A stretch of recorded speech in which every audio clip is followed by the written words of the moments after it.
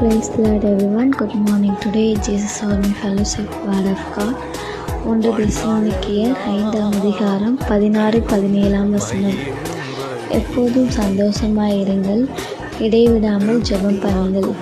கர்த்தருடைய நாமத்துக்கு மகிமை உண்டாவதாக. இந்த காலை வேளையில் கூட இந்த சத்தத்தை கேட்டுக்கொண்டிருக்க தேவனுடைய பிள்ளைகளாக ஆண்டவர் இந்த நாளில் நம்மளை பார்த்து சொல்கிறார், எப்பொழுதும் சந்தோஷமாயிருங்கள் என்று மறுபடியும் உங்களுக்கு சொல்கிறேன்னு சொல்லிட்டு பிலிப்பியர் 4:4 அப்போஸ்தலர் பவுல் சொல்லியிருப்பார். இந்த வேளையில் கூட நம்ம சந்தோஷமாக இருக்க வேண்டும்.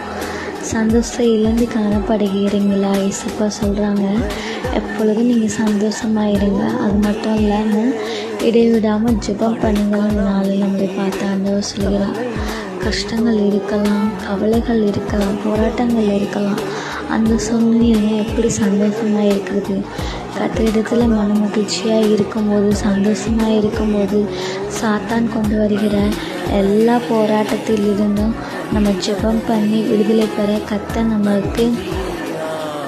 நமக்கு விடுதலை கொடுப்பார். அதனால் நம்ம ஜெபம் பண்ணி எப்பொழுதும் சந்தோஷமாக இருக்க வேண்டும் என்பதுதான் கர்த்தருடைய விருப்பமாக இருக்குது. இந்த நாளில் கூட கர்த்தருடைய விருப்பத்தை செய்து அவருக்காக வாழுவோம். கர்த்தர் தாமே இந்த வார்த்தையை ஆசீர்வதிப்பாராக.